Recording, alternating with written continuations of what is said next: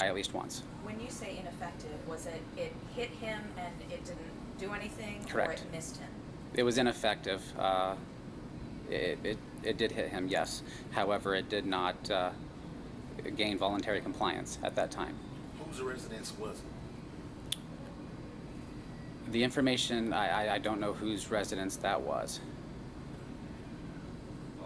Was there body camera video of this incident?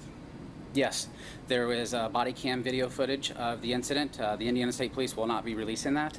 However, I'm not sure if Marion City would be releasing that or not.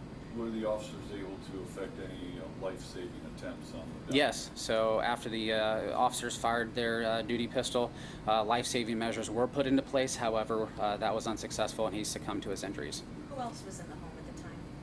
From my understanding, it would have been some female.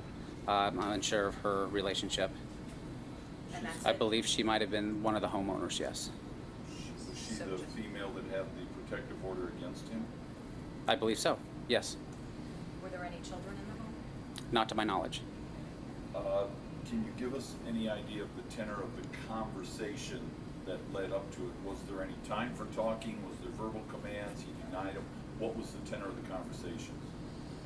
So the information that the Marion City police officers had obtained was that there was a male subject in the residence who had the active arrest warrant for invasion of privacy, and then learned about the protection order on that subject at that residence. But I mean, between the subject and the officers, how long did all this take? Did it jump off that quick, or was there some time when there was some attempts to verbally get him to comply and it obviously wasn't happening? What was going on between the officer and the individual? They arrived on scene and went in and located the male subject, and then the altercation happened pretty quickly.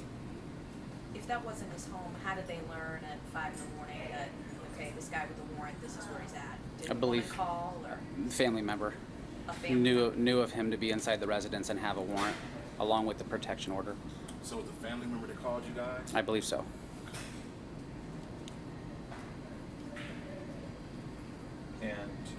And it's only the officer who fired who's on indefinite leave. The other officer is not. To my knowledge, it's the officer who discharged his weapon will be placed on administrative. What can you tell us about that officer as far as how long on the force and that kind of thing? That would be something I would refer you to Chief Gilbert from the Marion City Police Department. Any questions relating to his officers? How many officer-involved shootings has ISP done an investigation on in Marion this year? To my knowledge, I believe this might be just the one. I don't know if you guys can add to that. how Mr. many Prosecutor, we've if you could join us Yeah. at the microphone and tell us basically where does this stand with your office? At this point in time, this is an active investigation. We are waiting for a final and full investigation to take place before the prosecutor, before we make a determination as to how to proceed or if proceeding is appropriate in this case. And to your knowledge, as far as number of police-involved shootings in this area, can you give us maybe some context there? This is the first police-involved shooting we've had in Marion this year. So that is accurate, yes. Were there any last year? Yes, there was one, I believe, two, I beg your pardon, 2 last year. 2 last year? Yes, sir. Are you able to comment on any interactions between your office and the criminal justice system with this individual, Michael Guy? I'm not in a position to make any comment on that at this point in time. Except suffice to say, there was a protective order, I think, from what, last week? July 11th? There was a protective order and an arrest warrant issued for Mr. Guy, and I believe the arrest warrant came out last week. And Mayor, if you would like to identify yourself for us, just on behalf of the community, your thoughts? Oh yes, my name is Mayor Ronald Morrell Jr. And prayers go out to our officers and their families, and prayer goes out to the family of of Michael Guy. This is an unfortunate situation, and we're excited to be working with the Indiana State Police to come to a conclusive decision on what to do next for our city. This is a difficult when a community has a shooting and one of your citizens loses their life, and then Police as well. It's a difficult situation. I guess can you speak to that for your community? Yeah, this is very heavy in our community, and again, we want to send our prayers out to the families involved, because everyone is affected by this. This is a heavy thing to deal with from all perspectives, and we want to do everything we can to make sure we handle these situations correctly.